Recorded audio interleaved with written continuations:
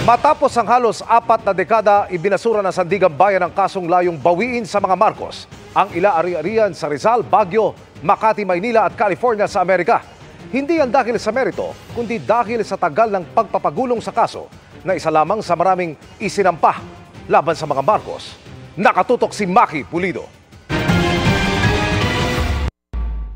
Kasunod ng paglisa ng mga Marcos noong 1986, sunod-sunod ang mga kasong inihain laban sa kanila. Kabilang ang inihain ng Presidential Commission on Good Government noong July 21, 1987, laban kay dating Pangulong Ferdinand Marcos at dating unang ginang Imelda Marcos. Ang partikular na kasong ito layong bawiin ang bahagi ng kinamkam umanong yaman ng mga Marcos na nakuha gamit ang isang Roman Cruz bilang dummy.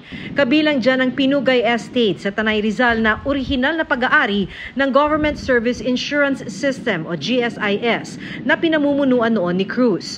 Pati 2 lote at 2 condo unit sa Baguio, isang residential building sa Makati, isang residential lot sa Maynila, at isang lote at 6 na condo unit sa California. Katuwang ang Office of the Solicitor General ay inihabla ang mag-asawang Marcos at si Cruz, nakasabwat umano para makuha ng mga Marcos ang mga ari-arian.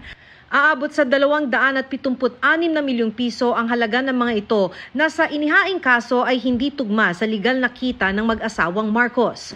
Pero matapos ang 37 taon, ibinasura ng Sandigan Bayan 2nd Division ang kaso. Sabi ng korte, malinaw na nalabag ang karapatan ng mga akusado sa mabilis na pagresolba ng kaso dahil makikita sa record ng korte ang kawalan ng pagsisikap ng mga naghain ng kaso. Ipinunto pa na kung di pa nasisimula ng mismong trial para sa kasong ito at 2 dekada na ang lumipas mula nang masuspend ang pre-trial. Gaano pa katagal para ito'y malitis at madesisyonan ng korte? Hindi anya pasanin ng mga akusado ang pagsigurong gumugulong ang hustisya maging ang pagpapabilis sa takbo ng kaso sa nararapat na panahon.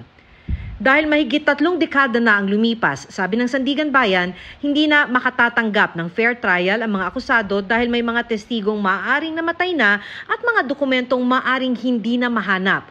95 years old na rin daw si Imelda Marcos kaya't maaaring hindi na malinaw ang kanyang mga alaala at maselan na ang kalusugan. At dahil 53 taon na ang lumipas mula nang maganap ang kinekwestyong transaksyon, menor de edad pa raw noon ang mga tagapagmana ni Marcos Sr. kaya't mahihirapan silang maghagilap ng mga ebidensya para depensahan sila.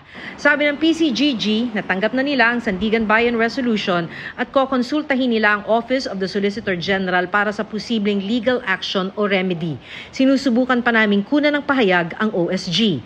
Ang nabanggit na kaso ay isa lang sa mga naihain laban sa mga Marcos. Base sa mga datos na nakalap ng GMA Integrated News Research mula sa PCGG, may 85 kaso pang dinidinig laban sa mga Marcos. Bukod pa yan sa mga naunang kasong dinesisyonan ng iba't ibang korte.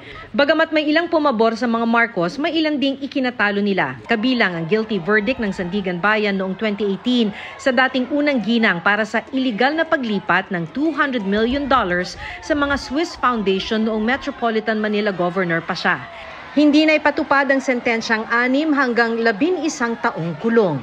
Para sa GMA Integrated News, Maki Pulido, nakatutok 24 oras.